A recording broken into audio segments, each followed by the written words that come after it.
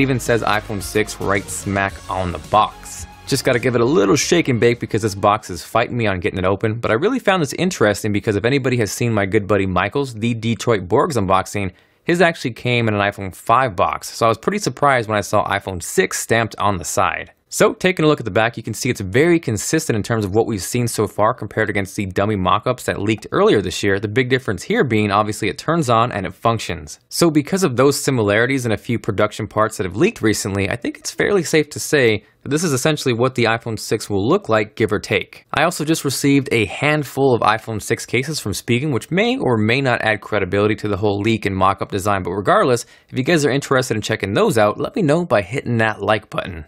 Now, spoiler alert, this may look like an iPhone 6, but as far as performance goes, it is not snappy at all. It's sadly actually a massively underpowered iOS skinned Android device essentially. If you compare it to the iPhone 5S, for example, you can see in terms of performance on Geekbench, it gets absolutely destroyed. But what's interesting though, if you look at the specs on paper, they're actually pretty close. They're both dual core, they're clocked around 1 GHz, but I think this is a testament to not only Apple's performance hardware-wise, but software as well. So continuing on with the unboxing, because there actually was content and accessories which I found amusing, the first thing up is a quick start guide, which says hello right smack there on the front, just like Apple products, but if you dig a little bit deeper and look inside, the most hilarious thing that stood out to me is those are iOS 6 screenshots, so yeah.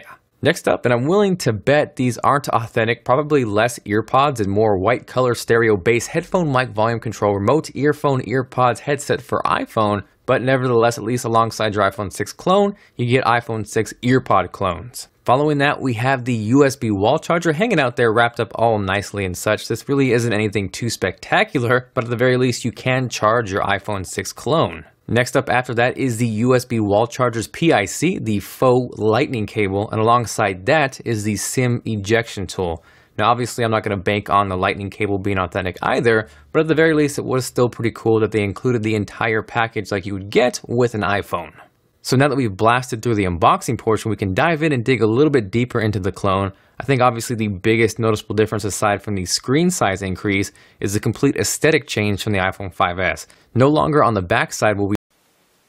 Hey guys, for this video I want to do the full review over here of the new SoundSmart M9 update on the Sony Xperia Z2 smartphone over here. As you can see, this is the SoundSmart M9. First we will go to the settings, then about phone, then we will be seeing here we have the Android 4.4.4 KitKat, the latest version of the Android at the moment. It's a model number Xperia Z2, and we have here some mobile information. Now this is the SoundSmart M9, and okay, SoundSmart version. As you can see, this is CM SoundSmart 11 M9 here on the Xperia Z2, and this is also available for Nexus 5 and some other devices. But as you can see, so first of all, when we install this, we have the Android L buttons over here. Android L touch button, we have the circle, we have the square, and then we have the triangle button. And also we have the same kind of like launcher, just like the Nexus 5. Holding here, we will have three options. This is Google Now Launcher. To be more clear, we have these wallpapers, these stock wallpapers. And also we have the widgets and we have settings, same like Nexus 5. I also installed the new Google Camera app from the Play Store to use it, and also Play Store, all those kind of stuff, and all those basic stuff like Bluetooth, Wi-Fi, browser, everything works great without any kind of problem, no crashing of music player, nothing. So this SoundSmart M9 is actually in nightly, but it's pretty smooth and stable. So I'm actually using Madi-ROM theme here on my Sony Xperia Z2 over here. This is the Madi-ROM theme. Now this theme has the Android L buttons over here. It has its own wallpaper, its own here UI. So all these things are made possible by this all-new theme engine over here. We have this theme engine. Now as you can see, I have a whole default and Madi-ROM theme. This is the default theme. that came with the this ROM here. I'm not using it.